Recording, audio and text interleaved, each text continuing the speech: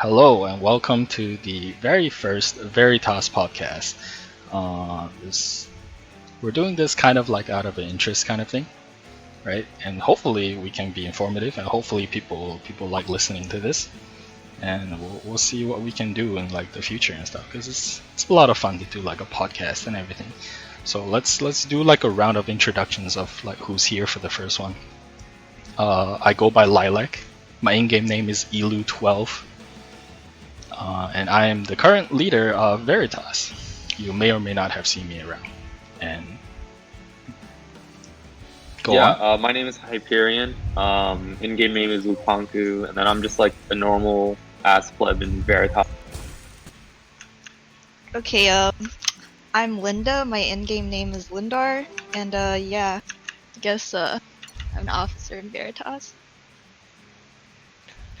Name's Rivenware. I go Riven, it's fine. Kind of sick, so I'll try not to talk too much with my voice right now. It's pretty hoarse. And I'm Warbolt, the Corvus guy. The Corvus guy. Okay. We have Koi over here, but I don't know if Koi is gonna be super involved, but that's okay. We'll just he can stand there and be the mascot, right? So. Yeah, that's me. I'm here for moral support. Great, wonderful. Okay, Love you, Koi.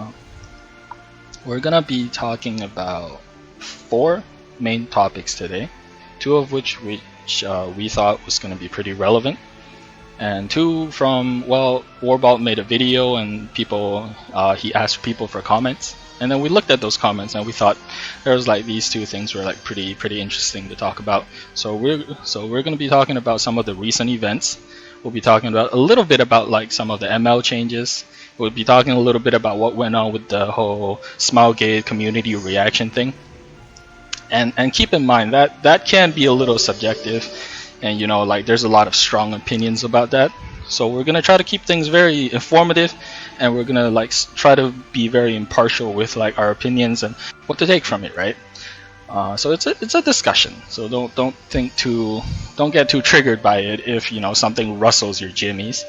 We're going to be talking a little bit about the balance changes. We're going to talk a little bit about the balance notes that they have released so far, the units that are going to be nerfed. Some of our expectations will be covering how that could potentially shake up the meta and give our like predictions.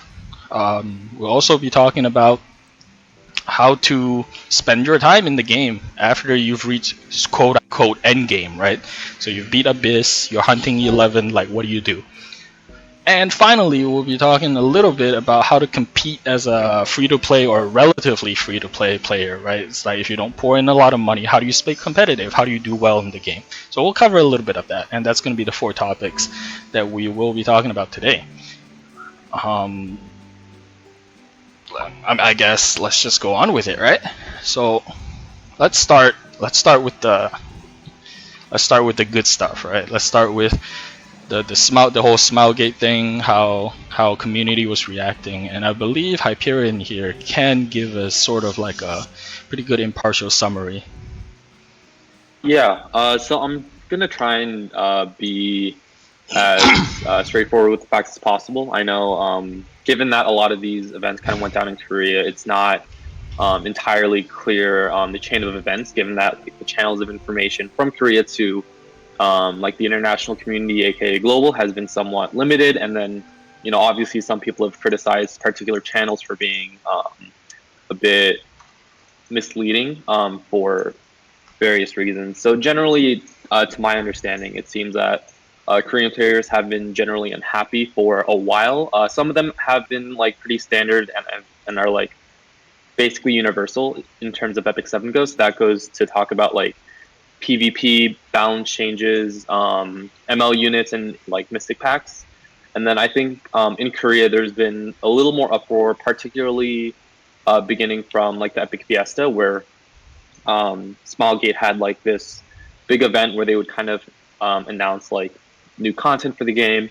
And one situation in particular was when the devs said that Korea made up 18 or 15% of the revenue and global was 40%. And then obviously it seems that it was perceived as kind of a slight to Koreans. saying like people interpreted it as, oh, they don't think we're that important because we don't bring in as much money. And then this kind of devolved into this idea where global got better treatment. So you had a lot of Koreans coming to like the subreddit saying like, oh, the developers listen to the sub, and that's why we need your help in order to really make changes in the game, and we really need you. And then a lot of people didn't quite understand what these Koreans were on about, you know, because they didn't really see the 15% versus 40% and like the better treatment of global as a thing at all, because Smallgate communication is about as lackluster with us as it is with them. And then there are also some pretty big allegations about cheating in the game, macro users, and then account security as a really big one as well. So overall, there was a lot of frustration with Smallgate in Korea.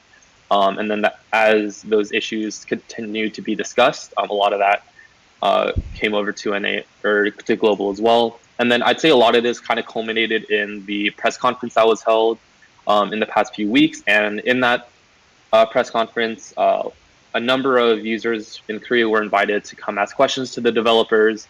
And following this press conference, there was a number of balance changes, announcements, all that kind of sort, to kind of like based off of the concerns raised in the press conference. So that's me, like that's about as comprehensive a summary I can develop at the moment. So I'll toss it back to Lilac for some of his thoughts on this whole situation. Well, some of my thoughts. I was gonna ask you guys what some of your thoughts are. Does anyone have anything? I mean, I can throw in my 2 cents. So I personally thought the unequal treatment was a bit overblown. Firstly, because I didn't really see evidence of global getting any particular better treatment than Korea. I know common examples cited were like Luna had a pity banner when she came to global, and then also this like screenshot was posted on a Korean developer note where the Korean server was labeled as a test server, and people thought that Korea was being used as a test server for global, which I think is personally a bit disingenuous, given that, you know, Smallgate is from Korea. Obviously, the game is published there first. It was published on the Korean server first, so obviously, like the first might be labeled as test internally in like game developing companies. So I personally thought it was a bit overblown in my opinion. Obviously, the 15%, 40% comments were in pretty poor taste, but I don't know if that was necessarily indicative of it being like global's more important, Korea is irrelevant, we don't really care about you at all, right? So those are my 2 cents. I see. Well, the way. Well, does anyone else have anything to say? I think Hyperion summed it up pretty well, and like most people think the same thing, right? Like a lot of people, as you can see from like Reddit comments and whatever, think that the situation is quite a bit overblown. And obviously, Smilegate did make mistakes, right? Like they made some the 15 whatever percent thing.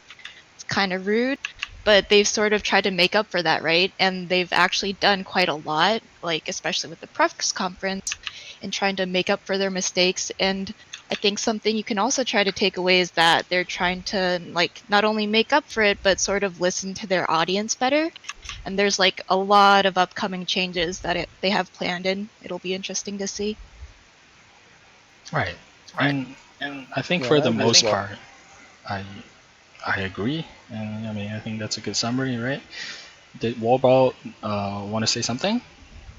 Because I heard your mic a little bit. Yeah, I think like look what's going on with Blizzard and the whole Diablo Immortal fiasco. Like if you don't listen to your fan base of your game, then you're going in the wrong direction. And I think Smilegate is doing a very good job on listening to what their players want. I just hope they don't do it to an extent where everyone feels entitled and they just expect everything. So if we don't like this, we just have to complain, then it'll change. Yeah, I mean, you always have to have that balance, right? Because, like, if you try to listen to everything the masses will say, like, that also won't be good, you know? you can't like please everyone, and a lot of the like normal masses actually really don't have a good handle on how balance is done or like how certain things have to be one way or another. And that's And an the thing interesting. is, Oh, please go ahead. yeah. So like the thing is also, I would say there's also like a big issue of like there being a pretty significant silent population when it comes to games like this. Like, sorry. So I would say like generally, when people are voicing complaints, this is a part of the population that is unhappy with the game, and generally, people who are happy with the game aren't going to voice their concerns. So like for me personally, I was pretty happy with the state of the game prior to a lot of the changes they announced. So for me personally, I didn't really speak up about it because I didn't really see too much of an issue. I see. And when you said you were happy with the state of the game, did you also mean that you liked fighting Arbiter Vildred? Or is Yeah. So yeah, I mean, Arbiter Vildred very much was, in my opinion, a pretty blatant mistake that they made. However, I was hopeful that they would make some changes, not even necessarily to Arbiter Vildred, although I really did think he needed it. But I would say in terms of like the PvP balance overall in the game, there's generally a lot of people who like to say it's like purely MLs, and while that most definitely is true to a certain extent, I don't think that's an absolute truth because I think they're also pretty good about balancing a lot of net fives. Because in my experience, I've played a decent amount of gacha games in my time, and Smallgate has been surprisingly good with buffing like some of the old units that in other games would have just been left to rot. Like I think a pretty good example and probably the best one would be Ken, right? Prior to his rework, he was absolutely useless. People said if you like got him from like a banner or like you re-rolled and you happen to get him from selective, like it was utter trash to re-roll.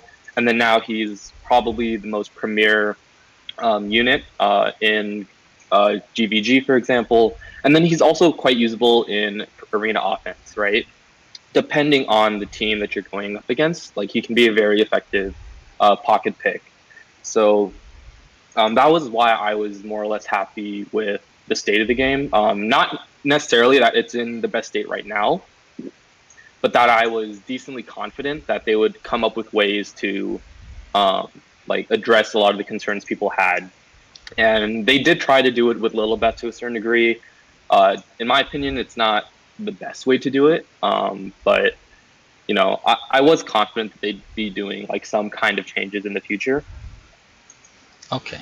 Well, let's leave like balance stuff a little bit for later, right? So let's go back to the topic at hand. So I think yes, I fully agree with a lot of the points that brought up, right? I think for me, I think like they may or may not be doing too good of a job at listening to people. And there's also because that press conference I heard when overtime they had to change venue and then they were kind of like locked in there being asked many questions for a long time, right? Didn't they? Yeah, I think. Yeah. So, to my understanding, they had a set time. They ran overtime, but they didn't want to call a cease to the press conference, so they had to move to another venue, and then they continued it until something like 3 a.m. there. Yeah, that sounds like not how they pictured it, right? Because it sounds like the representatives did not have a great time and everything. So I think they're very apologetic about it. I think they're very concerned about it. And then my concern is that is like I said, I think they may well just be doing too good of a job of listening to the people because as Warbalt mentioned, there's in order to make a good game, you have to consider the opinions and the feelings of your audience and your players, right?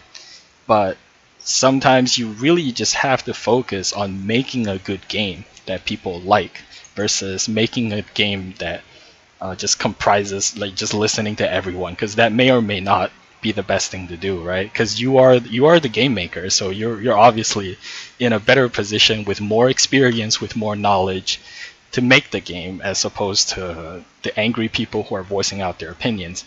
And the other thing is, well, are they listening to the entire picture? Because those people who are voicing out, the people who are writing a lot of stuff and trying to promote, like down with Smaugid, they're evil or that kind of stuff. Like, are they impartial? Like, what about the people who feel neutral, or what percent of the people feel neutral and that kind of stuff, right? So it is very concerning.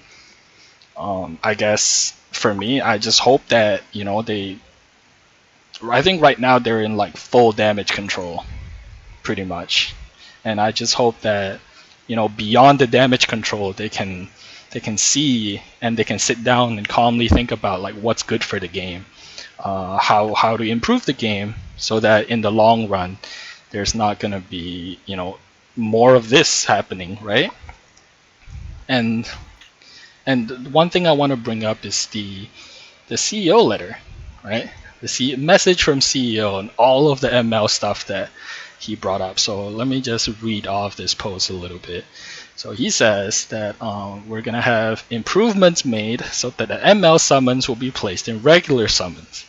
We're gonna have improvements made to make the summoning system so that a ceiling will be implemented. So that's assuming that that's gonna be some sort of a pity system for every banner. Is that a fair way to interpret that? Yeah, I think so. They said that the Moonlight heroes will be balanced. They said that the heroes that have been balanced will have all materials returned to the players, and the players will be given a Moonlight hero selector. Now those are some big words right there. Okay. Does any of you have anything to share regarding those? Like, what are your thoughts? I think that like what they end up doing in the next like month or so will be pretty big and have a big impact on like what people perceive and where they have to go from there, because like this ML thing it's kind of huge, right? Definitely. Because MLs right now are a pretty big part of game PvP, and like there's something that like the whales of the game spend a ton of money on, right? So if like you nerf them too much, like they'll be dissatisfied, like people who have spent a lot of time or money into getting these. So they really need to strike a good balance for how they deal with that. And like so part of the reason like people do like MLs is because they're so exclusive, right? So they still sort of need to figure that out. That's definitely that balance that you speak of. This seems like something pretty difficult to do given their announcements, right? And they pretty much confirmed it at this point. They've told us like which units that they will be nerfing, and if it really is gonna be like an ML summon, then that's scary, right? Because like a lot of just on a basis level, it just simply means that those people who got really lucky or spent a lot of money to get those units. Imagine if somebody had like 3 of the units that were gonna get nerfed, right? Suddenly they get back all of their resources, and they're allowed to choose 3 units of their choice, right? So they just take back all their resources, move on to the next meta, and they're like in a prime position to like own everyone because they just have everything they want, right? And that's so scary. And yet, that's definitely a concern. and yet, for those people who did spend money, there's a good deal of them. I heard from like friends and other people. There's a good deal of them that aren't even happy with this, right? Also, for the reasons that you mentioned, that it takes away their their feeling of like, oh, these are my rare units. I have these like shiny stuff, and it just takes away from that. So this decision to do like a ML selector is. It's also going to be interesting, like how they handle putting them into normal summons and like doing away with the transmit stones, like because we're not sure if they actually take away like the ML summons themselves, right? And like if they put them in normal banners, like will the chances just be super low, or I don't know. It's so scary. Yep. Yeah, so like there are different ways that people have kind of understood the ML summon in the normal pool. Like I personally was not particularly happy about the ML change, because I was kind of assuming that they would be just like thrown into the pool of current 5 stars, right? And you'd be able to get them at like the normal rate, right? But others have said that they might, or others haven't really said that they might, but they have conjectured that Smilegate might put them in the pool, but at like 0.01% or something like that, to kind of maintain their exclusivity. And I think generally, like where you kind of fall can kind of depend on how they implement it, because I personally think that if it was just kind of thrown into the pool, I'd be very much against it, because I myself am not a particularly big spender, and as someone who would like to stay somewhat competitive while not having to invest more money into the game, I think it would very much kind of like exacerbate the gap between people who do spend a lot of money and then people who spend a modicum or a reasonable amount. So it really does depend on implementation for me, for whether or not I'm happy with these changes. And I do know it's a controversial thing. Like some whales are against it, some are for it, and then others are pretty much indifferent. And then just to talk about an alternative perspective that hasn't really been brought up, a lot of people, particularly those who don't really spend money on this game, like free-to-play players, right? A lot of them have said things like that they're for these changes for the reason being that they're pretty happy with potentially being able to get it, right? So seeing how these balances are implemented are pretty crucial to kind of shaping the perception on what these actually might be and how they might affect particular populations who have somewhat different interests in the game and what they want to see. So we'll have to see. And I guess the stranger thing that's in my head right now is that they would mention these things, but I guess that on one hand they kind of want to mention these things to tell everyone that, hey, look, we're doing something, but at the same time that, like, without releasing more details or like how they think about how they would think this would go about, right? And that's just leaves people up to speculation, and that can be dangerous because no one exactly knows how they're gonna do it. No one knows how the rates are gonna be. No one knows how the compensations are gonna be. No one knows how the replacer is gonna be, right? Like, what if they take only one copy? What if they take all of your copies? It's definitely strange, man. It's something that I wouldn't have done, I guess. Yeah. The ML. Sorry. No, you can go. Yeah, personally, ML Selector is probably the thing I'm the most against, because I think if you're going to nerf heroes or like make balance changes at all, I think you should have confidence in your balancing abilities, and I would say like you shouldn't really have to offer like a select ticket if you bring them to a reasonable level that isn't underpowered, that isn't overpowered, but but will still see use in things like arena, right? Because that's what people wanted when they went after these heroes. So I think really they should be able to just bring it to a normal level, or else it's just going to be a cycle where people trade in their now nerfed and now seemingly useless MLs for the next OP pair. Like I know a lot of people are saying that if they have like ML Ball and MLR, they're going to trade it for Ruel and Dark Corvus, who are two pretty prevalent MLs in high-end PvP. Dark Corvus because he's kind of a free win button in any kind of PvP content, and then Ruel because she's also a very big safety net for a lot of offenses, and then on defense she's also a very potent pick for like working with pretty much a wide gamut of units. So like, is this a one-time selector ticket? Is because then like people might be angry because when their next choice gets nerfed, they'll be like, oh, why don't we get the ticket again? And then if they're going to institute this ML selector ticket every time, then you just get this never-ending cycle of people moving between the next ML, like the next OP MLs, right? So again, it really just depends on implementation. I kind of think they shouldn't implement the selector ticket at all, but I do know that's somewhat of a minority perspective, especially when looked at from like from the community at large, right? So I guess the argument for it is that, so I don't think they would implement it more than past this unless there have been like huge changes made, right? Because like what they're doing now is something like pretty big for the game because MLs have been in and have been done this way for such a long time, and it's like, the exclusive thing. And so that's a pretty big change, and that's probably why they're doing sort of this selector ticket. Also partially because like for MLR and ML Ball, like originally people spent tons on Mystics, right? So that might also be part of the reason why they're doing this. But I don't like logically I don't foresee them doing it again in the future unless there's like some other grand game breaking change like that. Hopefully. Personally, I think they made too many promises without knowing for sure what they're gonna do. Like putting that stuff, like that CEO message, this is what we intend on doing. Now people expect that.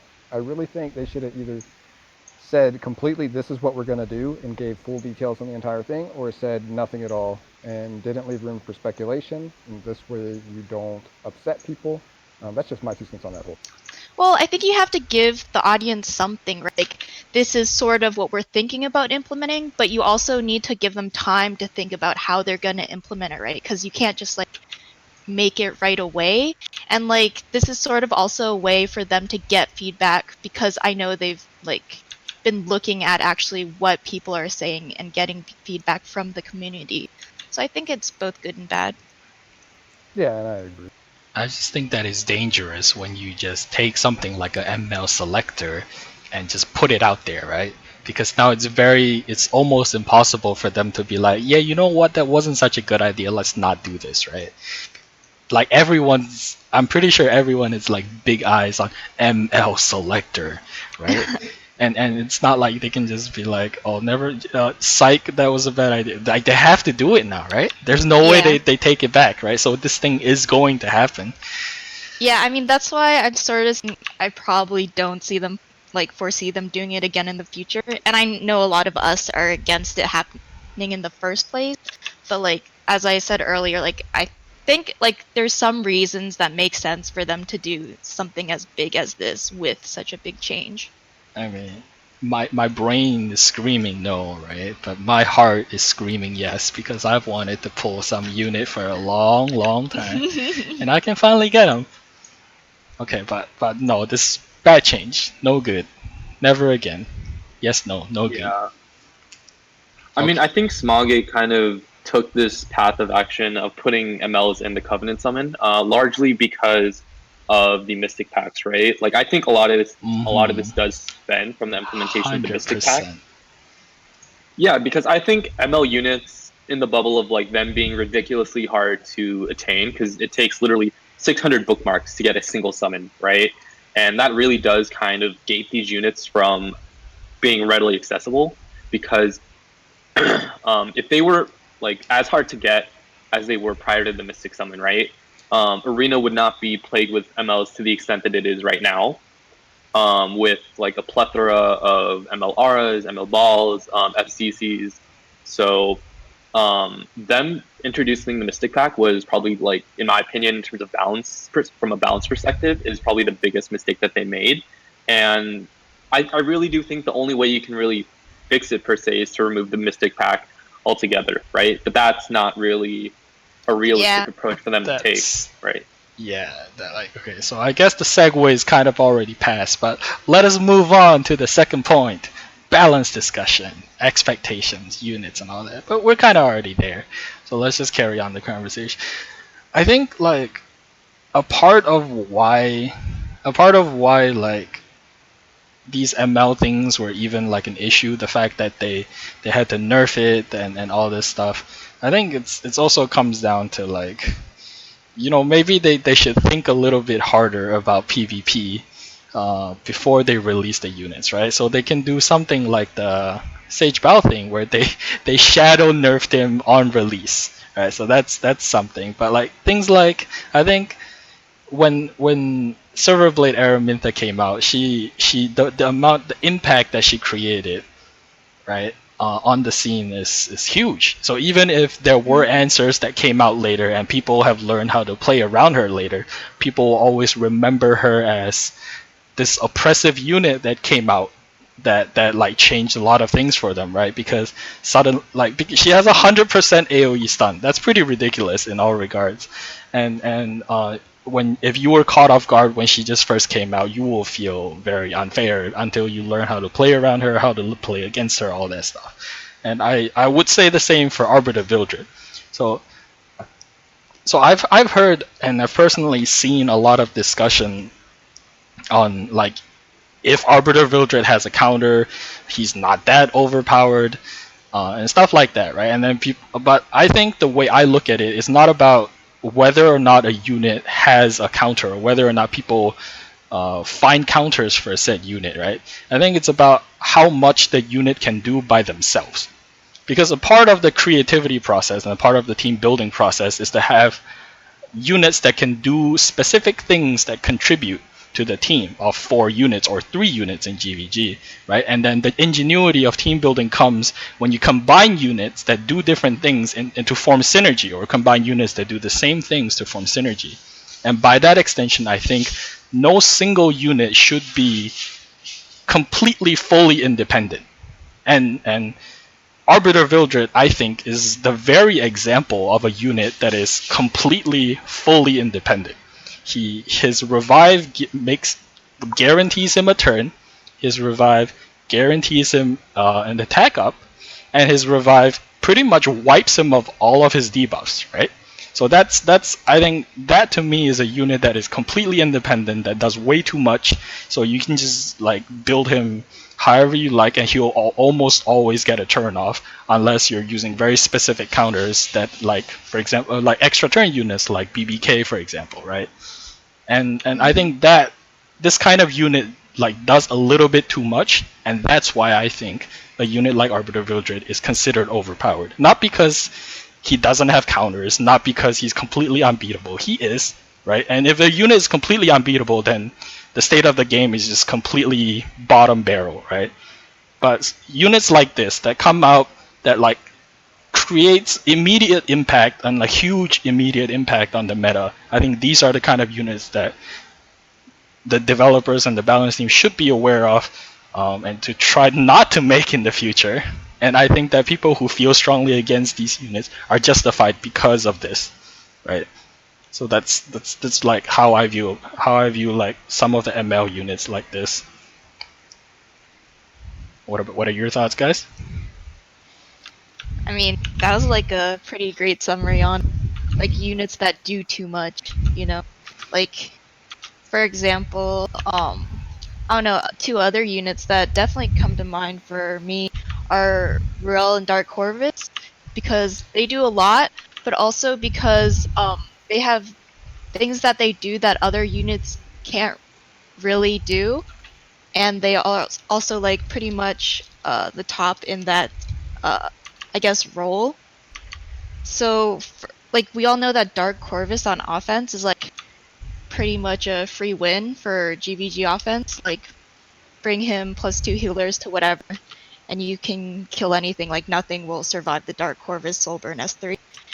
And then Ruel on defense has for a pretty long time been like a great option, because you can build her so tanky, and she has a revive that clears all debuffs, as well as an S2 heal that clears all debuffs.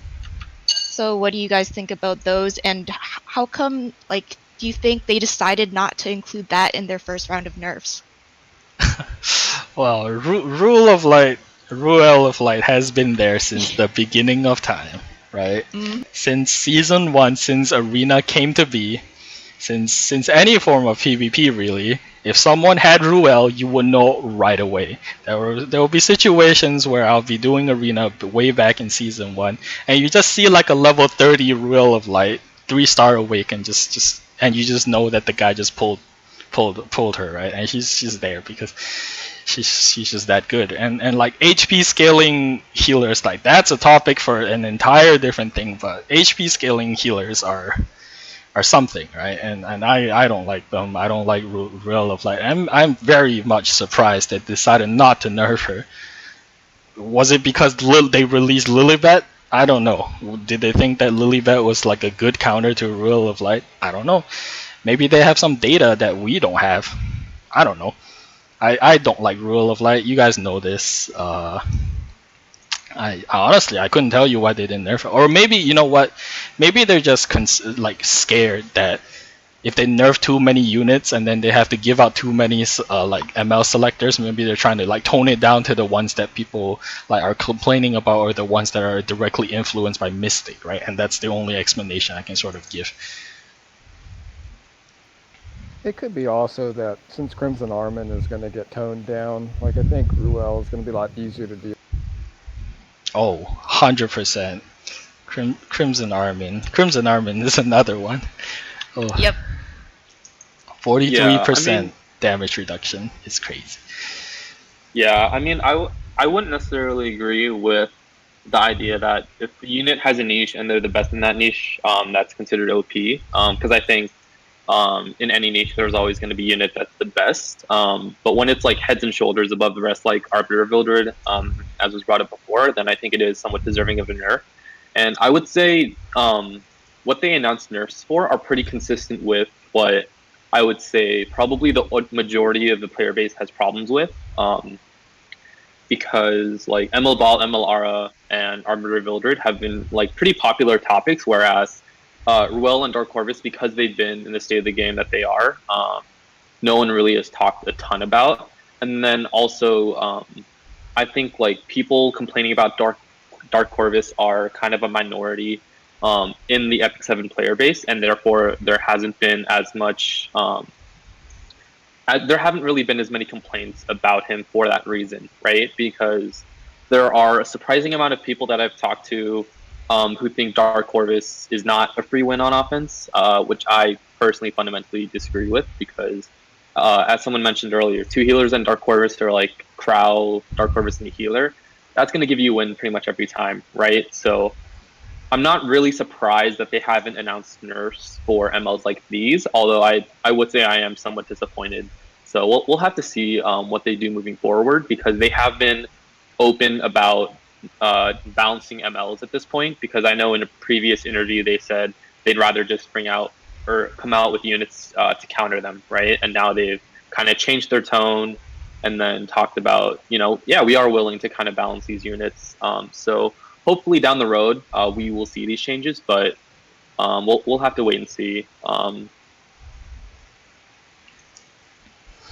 Well, I'm actually really surprised that they did nerf Dark Corvus and Ruel, but it's like you said, there's not a lot of people complaining about Dark Corvus, so to speak.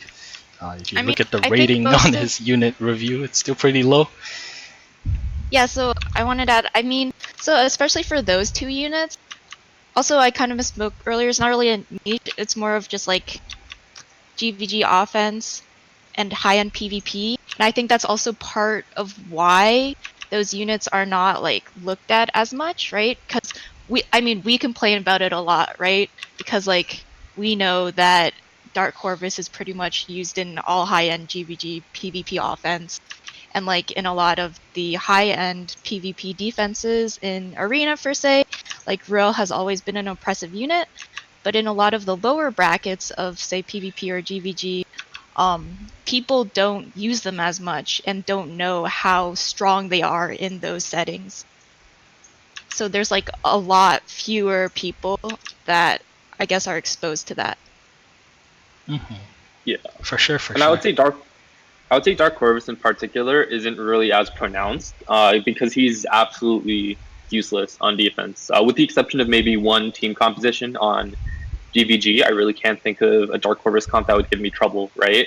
So I would say definitely it's not as obvious to a lot of people because people tend to cite what they see when they see the top 100 arena rankings, right? And they see things like MLBall, Aura, CRM, FCC, right? Because I know when I talk to some people about like what the meta seems to be, that's the most pervasive like public perception, right? Is that these are the OP units, and Dark Corvus doesn't seem OP because he's just never used on defense, right? Well, also I think Dark Corvus is actually pretty good, but you need some specific comps for him that most people don't have access to, like all the correct units for it. Yeah, and furthermore, like people just don't fight many Dark Corvuses. Like Arbiter Vildred, it's really obvious how annoying he is when you see him on a defense and you go in, right? Like if I was a new player, right, and I just like jump into a game and I kill an Arbiter Builder, he insta-gibs my team, right? That's something that's very obviously, like, seemingly overpowered, right? Same with Aura, where she stuns your whole team, or ML Ball sleeps your whole team. Like, there are some units, I think, where it's very obvious that they're OP, right? But given that for defense, we don't really have a replay button or, like, anything like that, we don't necessarily know, like, how good some units are on offense, right? And that's why I kind of think Dark Corvus has kind of flown under the radar for most people, is that you just don't see him all that often. And there are also obviously people who I know who have Dark Corvus and then refuse to build him because he's like a big old ugly dude in some super edgy armor, right? So, yeah. So here's an interesting question that I have for you guys, because I'm bringing this up because I recently got like 2 friends to like really casually try Epic 7, and then they did Arena for the first time. And you know what unit they complain about? They complain about Dizzy, right? So the question here is, like, he's in his exact words, WTF, what is this blue monster, right? So do you think they will ever nerf like limited banner units, right? Like Luna, Dizzy, Baiken. Maybe not Soul, because Soul is a little, Soul's trying, right? But like Dizzy, definitely all over the place, used in almost everything, right? Dizzy's that good. Baiken is really strong. Luna has been, you know, F2P BTW saving for Luna, right? So do you guys ever think like they will ever nerf like limited units? Mostly specifically something like Dizzy, because Dizzy is just such a powerhouse. And do you think they should? I definitely think Dizzy is way overpowered, but as to if they'll actually nerf limited units, I'm not sure, because so they want limited units to be good, right? They want to give you a reason to go for the pity summon, and they usually are like the collab, right? So it was a collab with Guilty Gear, and since it was that collab, they wanted it to be successful. So I think for that reason, like, you want the limited units to be like a bit of a higher power level than normal. And I'm not quite sure if because of that, and because, you know, it'll be a while before these units come back again, if they want to nerf them or not, and how good or bad that is. I mean, they've certainly set out the precedents, given that, like, generally the public perception was that ML units are untouchable in terms of balance changes, in terms of downward balance changes, like nerfs.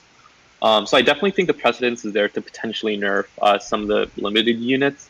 I definitely do think Dizzy, out of all the collab units, deserves one the most, because I think she's just, like, her kit is just way overpacked, right? And, like, yeah, you can kind of counter her, but at the same time, she's still a very oppressive unit. I don't know if they'll necessarily nerf collab units, given that this is probably something that they have to talk about with the IP that they have gotten the unit from, because they talked about how prior to the release of the Guilty Gear units, I believe that's IP they're from, they said they like talked a lot and communicated with the publishers or the developers or whomever. So will they nerf collab units? I think that's less likely than your standard limited unit like Diana or Luna, but I still think it's within the realm of possibility, given their like acceptance of having to nerf like ML. So I think they should. I hope they do. Whether or not they actually will, we'll have to see that. I don't know, man. Yeah, I agree. I think she's way overtuned. She's basically an ML5. Like, Oh yeah. let's be real, she is. Like, she's an ML5. So I don't know. I honestly don't know if they're gonna tone her down a bit. I mean, they might. They're probably gonna have to get permission, but we'll see. And the thing is, like I want them to care about the balance, but I also think that nerfing Dizzy is not necessarily. We're just gonna use Dizzy, right? Because everyone knows that Dizzy is super strong. But like nerfing Dizzy is not. I don't know. Nerfing Dizzy is like a difficult thing to do, because I personally know a lot of friends who play this game on the casual side, right? Who has relied on Dizzy to clear content, right? And if you nerf Dizzy, or if like a unit like Dizzy is not there, then like they might be struggling with content, right? I know a lot of people who did like Abyss, who did like a ton of the towers and a lot of PvE content. Like here's the, like I guess the question sort of like extends out to like what if a unit is good and people want or like really like to use that unit on in PvE stuff, right? And then like if you nerf that, like are you taking away their options? Are you like limiting how people can play PvE? And what about like people who like struggle and they don't have a lot of units, right? So they're very thankful for something like Dizzy, who is so powerful that she helps you out and she helps you clear content. Like what about that? Like how do you balance Yeah, I around mean, I that, think right? yeah. As to how you bounce around that, that's kind of hard to tell. But as for your point about it helping clear PvE, that's actually a really good point that I hadn't really thought too much about. You know, given that I am kind of PvP biased because that's like the main content of the game that I focus on. But as some of you guys know, like uh, I have not had the best luck with any healers. Nope. So, so like I don't have any 4-star and above healers, right? So I've relied on Mascot Hazel for the longest time, and Montmorency specialty change was kind of a lifesaver, but she's not exactly like the greatest healer for clearing a lot of the PvE content. She definitely can be, but you kind of have like high gear requirements for it, because like she's just not the best overall healer for a lot of PvE, right? So that's a fair point about Dizzy. Like her being nerfed would be a huge blow to a lot of people because I know, given my lack of a healer that could really keep up with the sheer amount of damage that some of these bosses were putting out, if Dizzy wasn't there for her CR pushback, I would not have cleared all the way through Abyss 90. And then a lot of the pre-nerf Automaton Tower, I would not have been able to clear as easily as I did. So I think that's a fair point of that. Us PvP players wanting nerfs for particular units would definitely negatively impact a lot of casual players who like to relax at whichever PvP tier that they are, and then they just like to go through like the PvE content. So I think that's a really valid point, and something I hadn't really thought about. So I would support like them not necessarily nerfing units in that case, and instead just coming out with reasonable answers for that would help satisfy like the PvP player, and then ideally, we wouldn't have to like pay an absolute ton of money to like acquire this counter, right? But that's in an ideal world, so we'd have to see. That's like the other option, right? Instead of nerfing units, coming up with new units that make those units less oppressive, which I guess they tried to do with Ruel and Lilibet, right? Mm-hmm. Yeah. So I think one of the things that they did do pretty decently, right, is instead of nerfing, well, I think that nerfing the unit is definitely important because I think that the counter argument is that these units, they come out, they're new, they're really powerful to help you clear content that have been designed prior to the unit's release, right? So old content that can't handle the power of Dizzy gets absolutely train wrecked by Dizzy, right? The counter argument is that, well, now the devs know that the content is gonna get train wrecked by Dizzy, and in the future content, they're gonna be making sure that the new PvE stuff that they're designing will have anti-Dizzy mechanics, right? And that becomes a very like a vicious feedback loop. So you have powerful units that destroy PvE content, and then you have devs who are wary of these powerful units, so then they have to design around those powerful units, which overall raises the annoyance or the power level of the PvE content that they're going to put out in the future, right?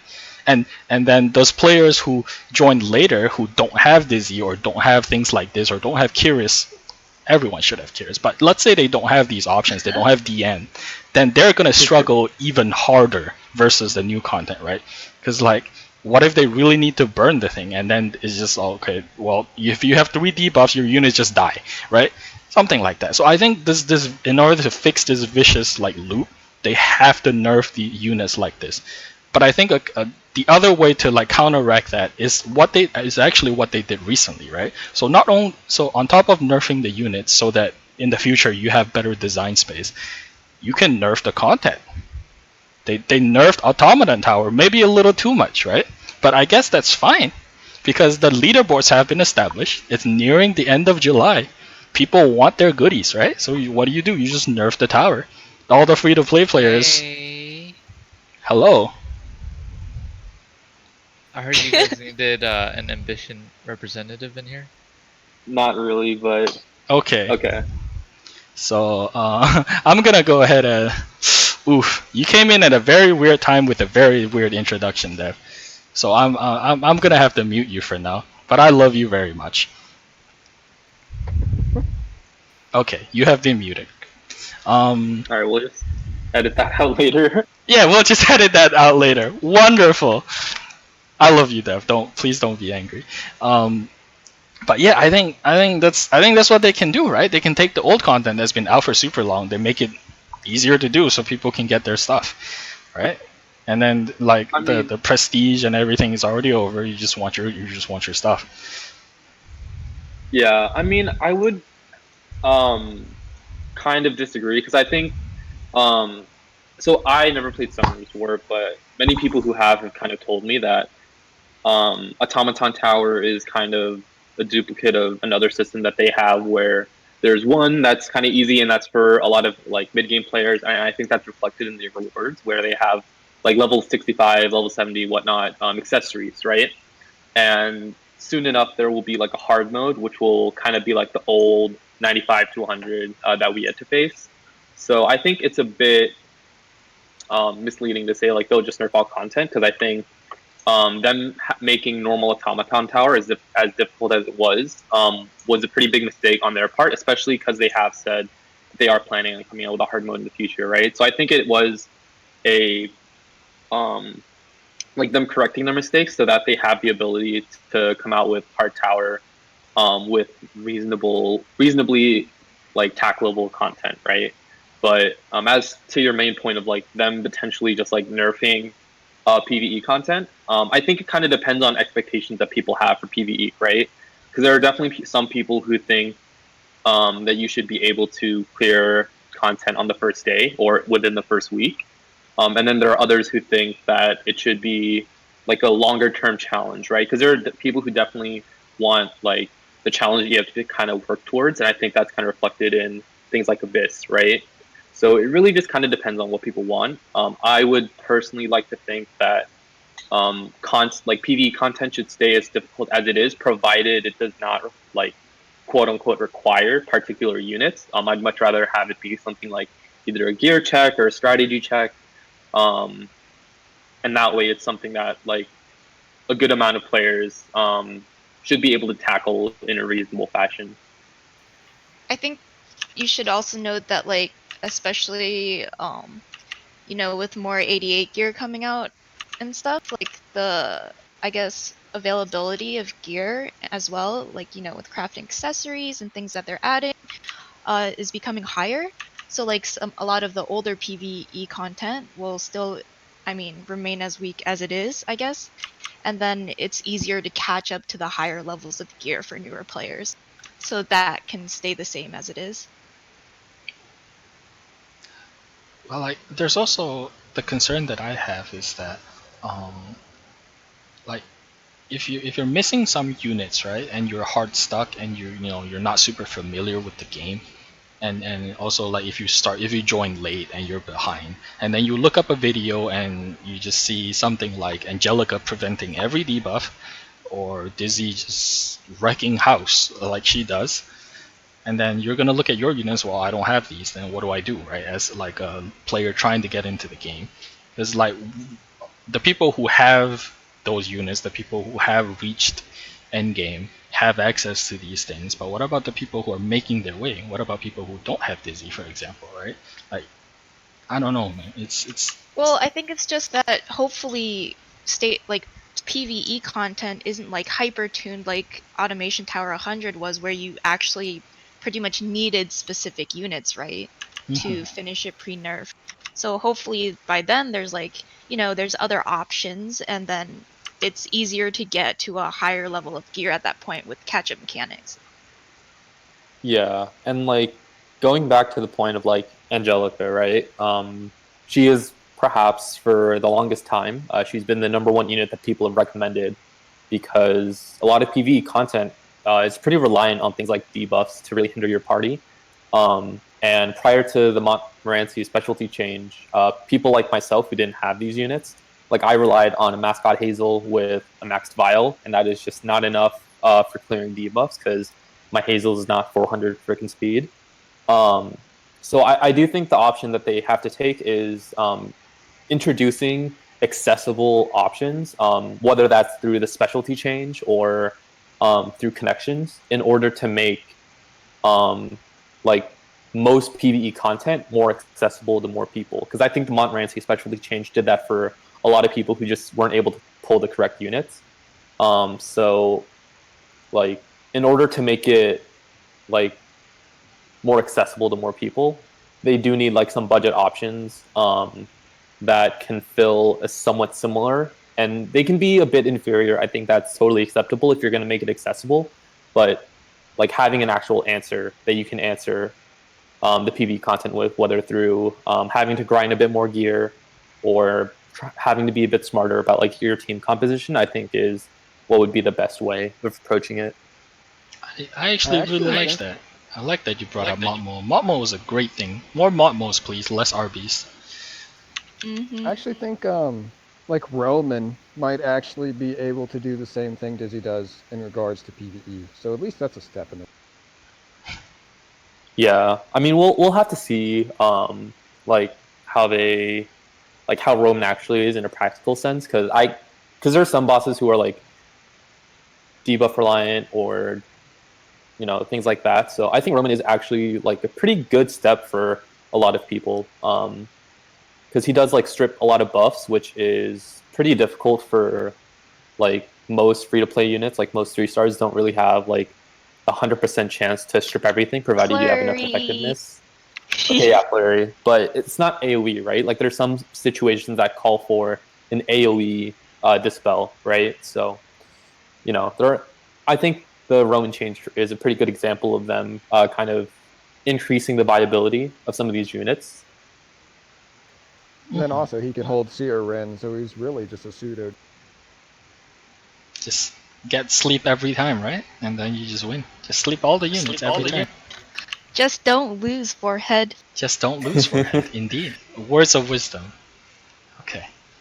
So, does anyone else have any input on the topic at hand? If not, then Roman is a very good segue to bring out the patch notes and talk about some of the balance adjustments that they've announced. Anyone? Okay, so I'm gonna try to bring this into the screen and hopefully not mess anything up. Perfect. Okay, so let's quickly run through some of the notes that they mentioned, right? So, and I find it very funny how I think the most important line that they should have added at the start, they added it at the bottom, all right, and they didn't even like put it in bold or anything. So this right here, I think, is the most important line. They should have put it right at the start, big font, bold. It reads, "These adjustments are mainly for heroes which are used for PvE content and will be updated on August 8th, 2 weeks from now." Right? Should have just put this at the start, right? I don't know why they didn't do it, but okay. So with that context, I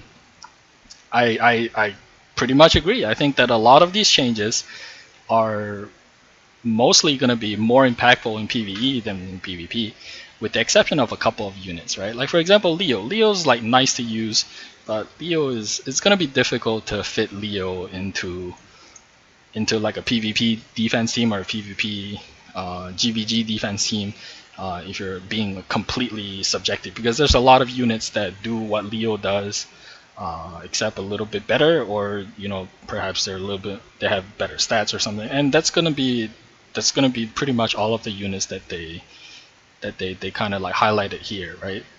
So if we quickly go through all of them, it looks so Luluka, Balsazan, Tenebria. So they sort of like increased their like skills effects by a little bit, and that's nice, right? I think the Luluka's attack increase thing is definitely nice. I think she's gonna be very useful in a lot of like PvE stuff, especially with like the new raid bosses that are coming out. I think Luluka is gonna be pretty good. Same with Tenebria, same with balances on. And you brought up Roman. You mentioned how Roman's gonna be like pretty nice for a bunch of CCs and for like buff stripping and for debuffing and all that stuff. And I agree. For the most part, like, without spending too much time on this page, I think some of the more like PvP oriented units could be Ludwig, whatever, however you want to pronounce it. I think this is Ludwig, sure. I think the fact that they made him like a little bit more independent, that's good. But I think that the change that's gonna make or break Ludwig over here is not so much his own kit, but this character over here, ML Armin. That's right, Crimson Araminto. This unit right here has been just so incredibly impactful in the PvP meta, because if you have Aureus and Crimson Armin's S2, that's like a 43 to 47% damage mitigation, and that's incredible, right? That's like almost half of your damage gone. And one of the reasons, like, a lot of times we wanted to use Ludwig, because I think Ludwig is super cool. Like, you just sit on a chair and you sit on people. Like, that's awesome. But, when you run Kelks, you find out that, that's not going to kill. He's not going to kill anything, and then he's just going to die the next turn. And so like, his being more independent is definitely going to make him a lot more viable. I'm willing to guess a lot of content creators are going to be super hyped about this, because sitting on someone with a large chair is definitely great for like clips and stuff. But for the most part, I think the nerf of Crimson Armin is going to be pretty huge, right? And this is like one of the biggest interest, like points of interest that I personally have. And Ricorous, okay, here's the thing. So in the event that this podcast or this portion of the podcast gets any form of traction, can I just say I like Captain Ricorous a lot. He's very handsome. He's pretty cool. He's pretty good with the spear. And all these things are nice, and this is nice, even though you like sort of debated us by making it 50% and then like, whoops, it's 25. But his problem is that his S3 is bugged. Fix his S3. So let me tell you why. So where is he? Captain Ricorous. Here he is. Handsome lad. Alright, so it says here, dispel a buff from the target before having a chance to stun. It doesn't do that. It tries to stun before you dispel. Please, if anyone is listening, if this thing ever catches traction, I know, like, we're not like super popular or anything, but if anyone listens to this, please fix his text or fix his S3 so that he can show us the power of the spear. Okay, that's my rant over. Alright. Good, Lilac? Yeah. Carry on. Yeah. Do we want to transition into talking about the ML nerfs? Do we want to transition on to point number 3 on the itinerary or agenda? Yes, please. Let's do that. So moving on. Okay, so Hyperion, I think your like connection was a little bit bad there, by the way. Just let Okay, sorry. So the third thing on the agenda is how to spend time after getting to the end game, and the third point and the fourth game are going to be things that we gathered from Warbolt's video, right?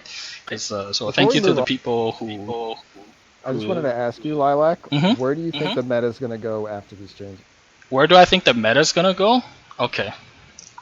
Well, I think a lot of it will depend on how they nerf those units, right? Because Crimson Armin is an important one. depending on what Crimson Army becomes after, like a lot of units are going to may or may not become viable as a result. People like Ludwig, right?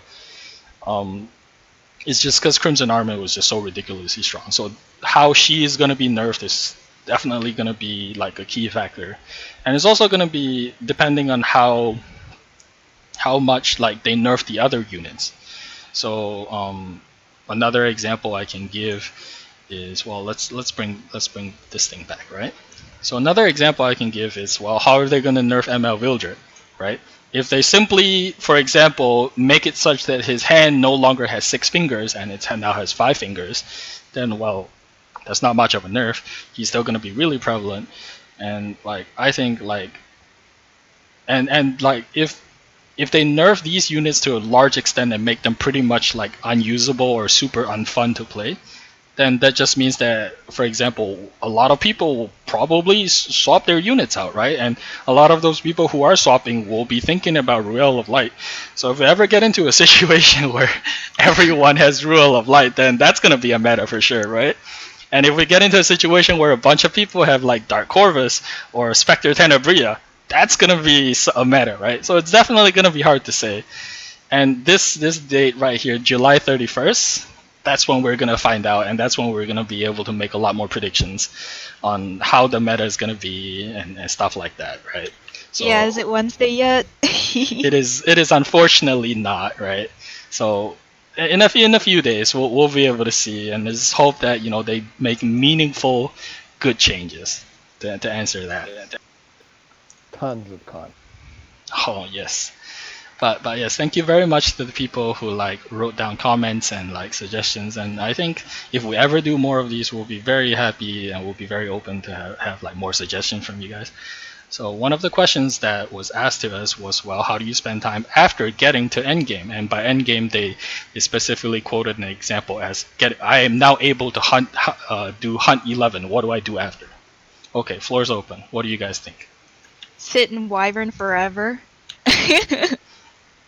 Yeah, I mean that's one option. So generally, I think like the energy system, and due to its nature of it being pretty prohibitive to people who want to play without using a ton of sky stones for what people feel like is a pretty minimal amount, like 30 sky stones for 60 energy. A lot of people think it's basically nothing. Like that's 3 Wyvern runs, and like as people who have farmed Wyvern a lot, we all know 3 is not that big. But like to a lot of like free to play players who are playing exclusively like for the units and stuff, that is a very significant expenditure, especially as you burn through it very, very quickly, right? So I think when you get to the end game, quote unquote, I think you need to reassess like what you want in this game. If you want to be competitive, you're gonna have to use a lot of your sky stones on energy to farm, right?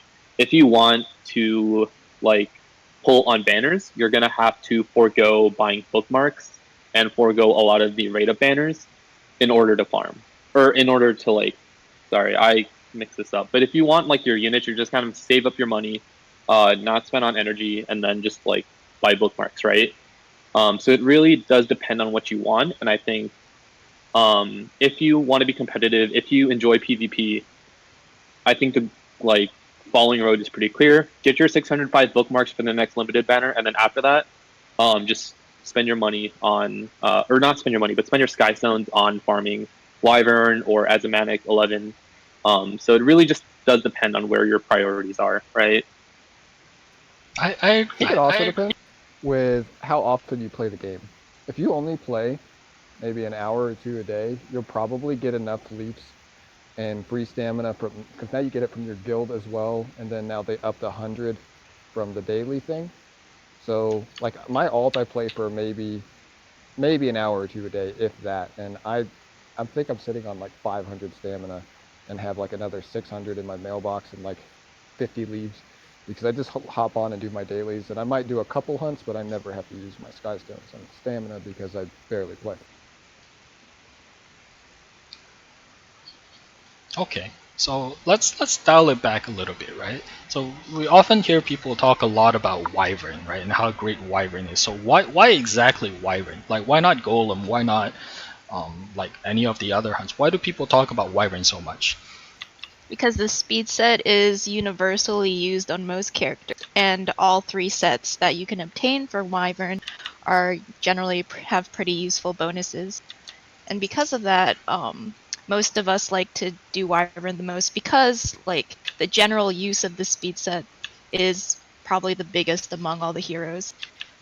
Usually, right now I'm still sitting in Wyvern, even though I like gone to other hunts for specific characters, like farming an attack set for like Sez or something. Or if I like need specific immunity pieces, I'll do that for a while. If I don't have anything I'm specifically looking for, I will farm Wyvern because you can use speed sets on basically everyone. Yeah, Well said. I mean, if you're using like, if you want a speed set for an attack unit, or like you get like a speed set with a bunch of subs, right? Like it's usable, you can roll it. If it rolls defensively, put it on like a support like a tank or a healer. If it rolls offensively, put it on a DPS. If it rolls a mix of both, put it on a bruiser, right? The same cannot be said for every set. Like you cannot put like I don't know, I'm trying to think of like, you can't really put like Unity or Rage set, for example, like on a heal up, right? Like there's no realistic way to do it. And if you are going to use like a Rage set, right, it's probably going to want like very offensive substats. So that's why like speed set is so universally liked, is because it's so like, it's so flexible in terms of what it can be used on. And then, I mean, people have also kind of broken down like in terms of like math, like how like on average it's going to be like a 25% speed bonus. That's like what, like 8-ish speed rolls, whereas Yeah, it's for 25 something like divided by 4. yeah, and then for something like attack, which is a 35% bonus, right? That's approximately like what, 4 point something, right? Like 8% like max rolls. And the thing is, like, you're pretty much like as likely to get an 8% attack roll as you are a speed roll. And just mathematically, the speed set is like explicitly better in pretty much all situations, because the other like substats you can get pretty easily through subs, right? So that's another reason why.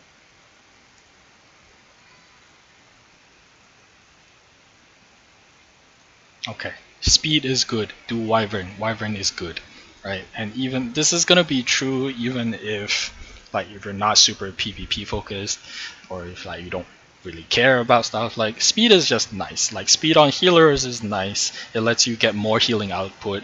Like speeds on like your units that farm is nice because then you just farm faster, right? If you notice that a lot of like the high level PvE mobs they're pretty fast. Right? And just having your units go before that is just nice. And like the feeling of outspeeding someone, let's say you're not super competitive, you're just playing arena for the flags, for the points. This feeling of the feeling of outspeeding someone, completely crushing them, pretty good, right? So speed is good. Like speed is universal, speed is good. That's why a lot of people talk about Wyvern 11. Mm-hmm. So like, And then I also, oh sorry, no, to no, no, interrupt, carry but on. I'd say also people generally bring up Wyvern 11 because it's also probably the most accessible of the like 11 hunts, right? Because with Wyvern, you know, with the mechanic that it only attacks one unit, it being like the frontliner, it's pretty much the most accessible. Given that you can get like Crozet for your tank, you know, you can get Montmorency as your healer now, and then you also have very accessible DPS units like Alexa, Terran Guard, and then some of the various 4-stars like Karen. Right now, she's completely free from the event. So that's another reason I think Wyvern is the most referenced amongst the player base. Is it's also just like the most accessible, right? I agree. And if for whatever reason like people are struggling with like doing Wyvern 11, feel free to let us know because like you know there's a lot of ways to do Wyvern 11 on the budget, and like you can even use like units like Aether. Like literally everyone has an Aether, because they gave you one, right? They force you to put him on his team. There's a lot of like options for you to do Wyvern 11. So Wyvern 11 is good. If you need help with Wyvern 11, like let people know. People will tell you. People will teach you. Like we're here to help. Yeah, like there's plenty of guides. Mm-hmm. There's plenty of guides out there that can. Okay, what else other than Wyvern 11? Like after I farm Wyvern 11, I'm out of energy. What do? make sure to do your raid. Yes, so that you don't have to do all of them at one go, like what I am doing right now. Yeah, like I'd say generally, I'd say the new player experience now is a lot better than it once was because first off, like the adventurers path was a pretty great way to give people gear. So like typically the progression is going to be like clearing 10-10, doing the adventurers path, and then you hop into the abyss where you get like in addition to your like adventurers path gear, you get like some really nifty sets in the lifesteal sets, right? And like generally my opinion has always been like go through like all your typical like tutorial stuff, complete all of that, go into abyss as high as you can, and then that's where you'll get like a lot of gear to progress, and then clear the labyrinths. You get like the first three, right? Like Nick Seed being the last one, and then by the time you're generally like completing like abyss for like 50 or something, and then you've also cleared a lot of like the default labyrinths. That's when you're gonna get the ability to do raid, right? And that's when I remember like I got a lot of the gear that helped me progress in abyss more from raid, right? And that's like a time gated thing because you get only so many like entries for the bots you can actually kill, right? Because like back then I couldn't really kill all the bosses. I could only kill two, so I killed two a week, right? And then like slowly accumulate your gear, your units, your Moligoras, right? And then I really don't think you should necessarily attempt to clear Wyvern until you've probably cleared Abyss 80, because that's when you're going to be like best equipped to have like your DPS units with decent gear. So yeah, I think generally like the curve of easing into like endgame is a lot easier than it once was, because I personally felt like there was very much an early game and a very clear end game, but it was very nebulous like how to navigate the in between, because like if you don't have gear, you can't progress in abyss to get better gear to help you progress in other modes that help you get gear. So yeah, it's a lot more accessible now, but still somewhat difficult. Another thing is like I think a lot of people were able to do like the hunt 11s earlier. Like I have a friend who like a real life friend of ours who joined much later.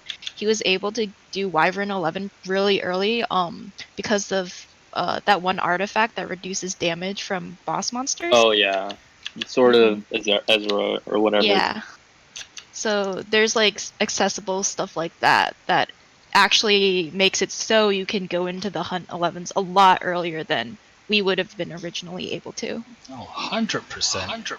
And even in additional to that, there's the guild artifact now too. You're talking about the one they just added recently, right? Yep, and that's probably going to be there for a while. So that's something. Join a guild. If you're a new player or if you're trying to get anywhere, join a guild as like quickly as possible, and just join a guild that of people that you like to play with, right? And then you get the currency, yada yada, stuff like that.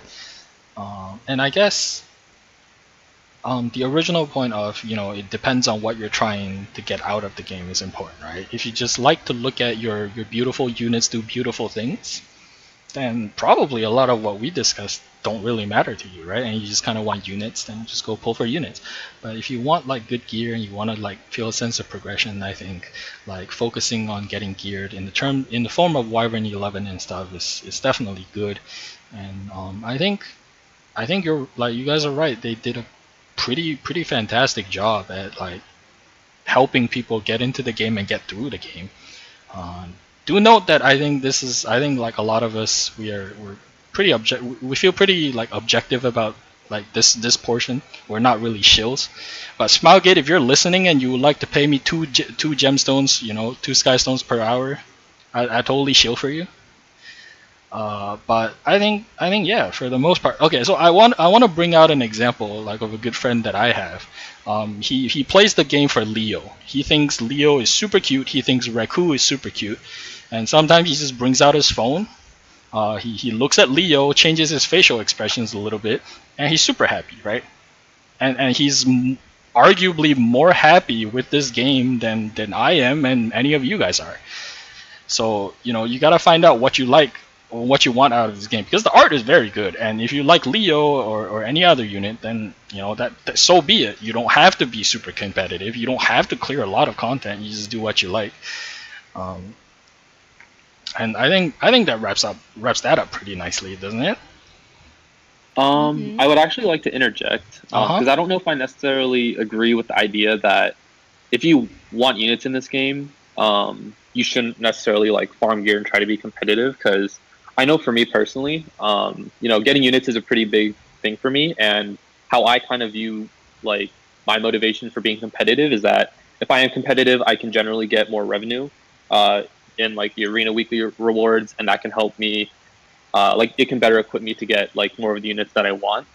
However, I do acknowledge like that's not necessarily an option that's available to everyone right now, because the reason I'm able to be as competitive as I am with how little money I've spent is because I've been in the game a lot longer than people who are starting within the past like 2 months, right?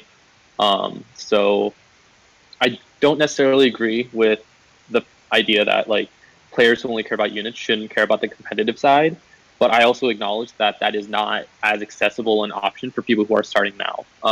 So not to be discouraging at all, because I do think people can still definitely like catch up, because the curve of progression does level up a lot, like the further you get, and like that'll be like compounded by the fact that there are lots of people who are retiring all the time, right? And then that like opens up a slot for you to compete for legend, whether that's a year from now or further down. Like it all kind of depends. So I just wanted to like slightly disagree with that uh, aforementioned notion. No, I get that, right? You have like your waifu husbando, and you gotta get out there and earn good money so you can provide for your waifu husbando, right? I Yeah, get yeah. it. Life lessons.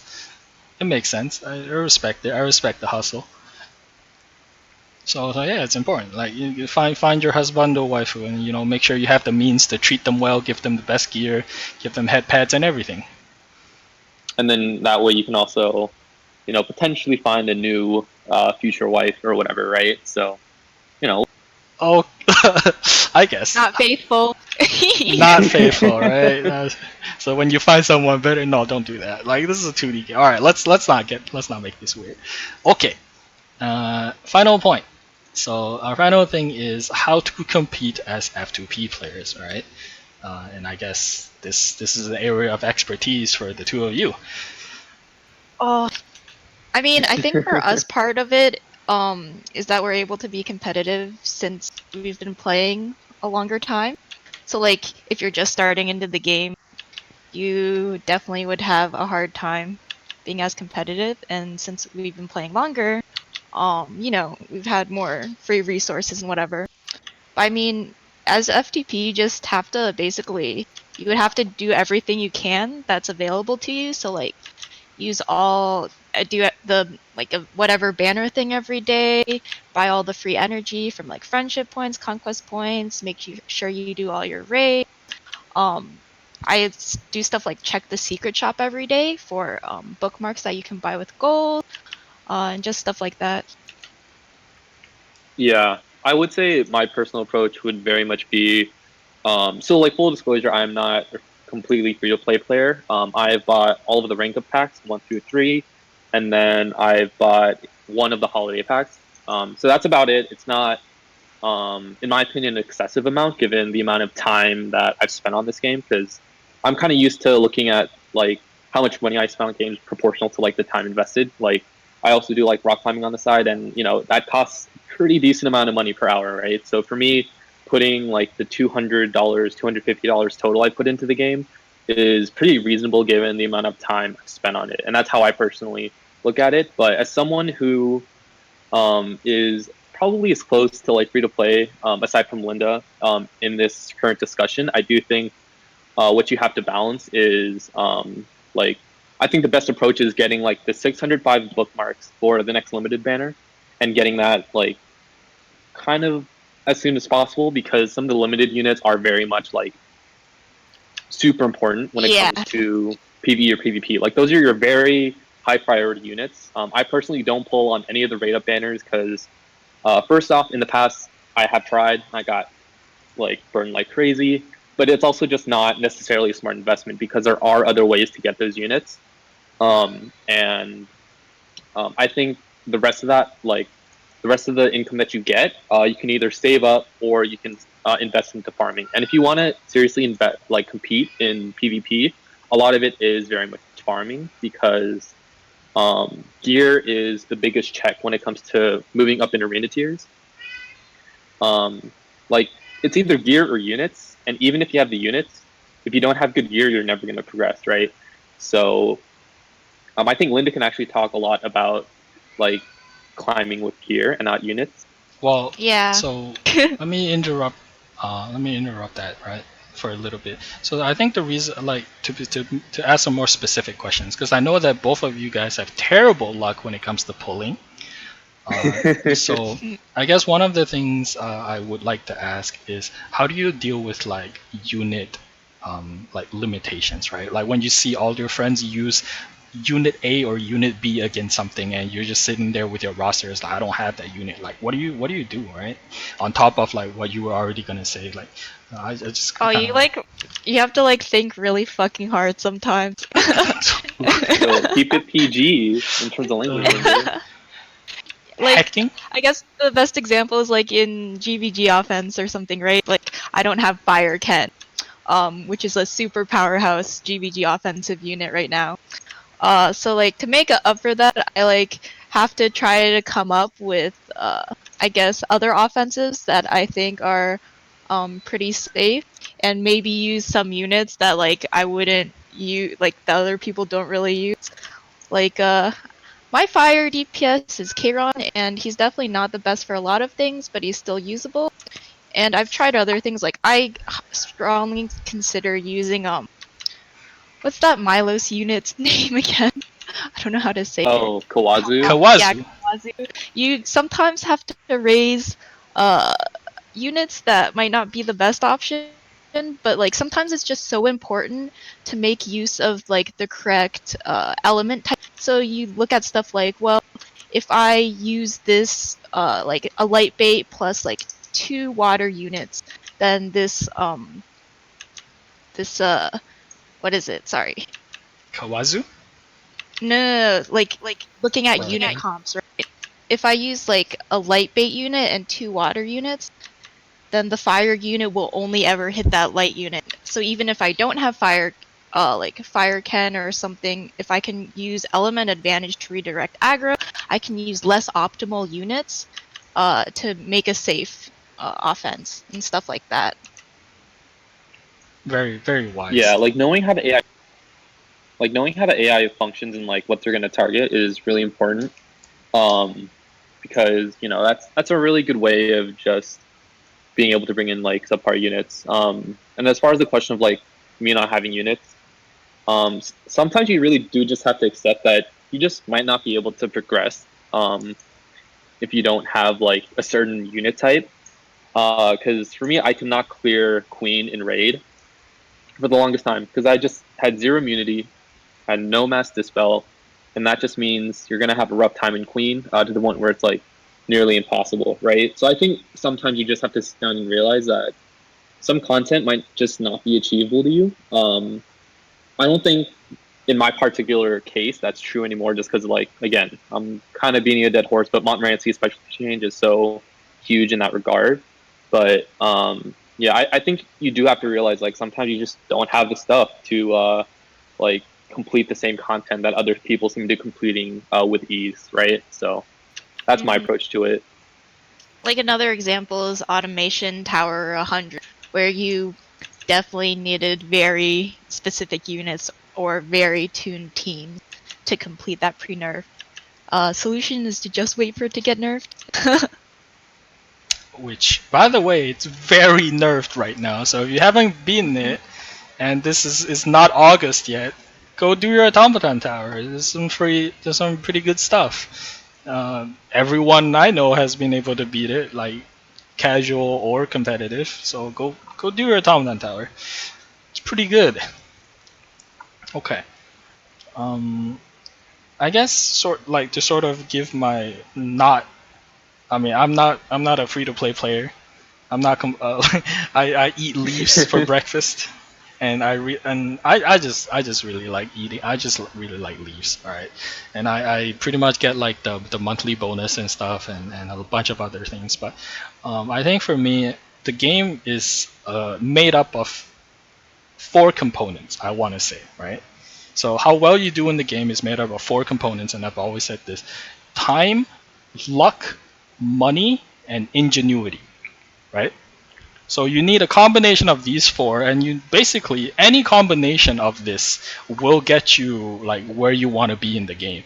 If you have a lot of time, if you have a lot of money, if you have really big brain, or if you're just really really lucky, like some of the friends that I know, then you will get somewhere in the game, right? So you just kind of have to figure out which part of these 4 components are you, right? Are you lucky? Are you smart?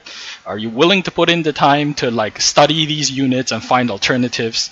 Like for example, if someone just uses like Dizzy and you don't have Dizzy, like are you willing to do your research and see like what kind of units can do what Dizzy does, for example?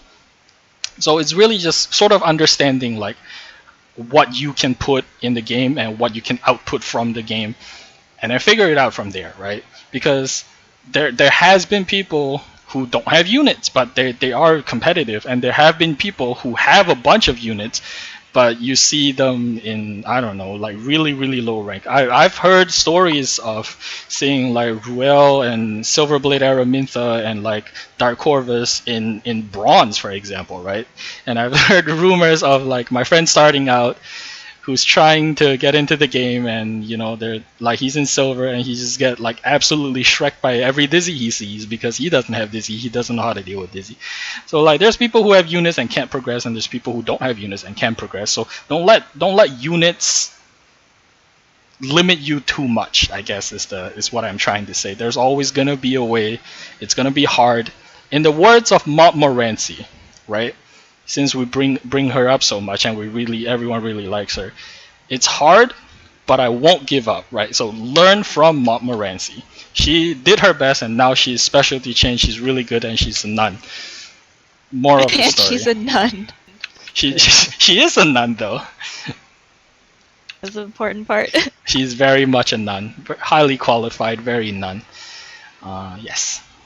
And that's my intake on that, but I'm not really qualified to like answer, so you know, there's that. Yeah.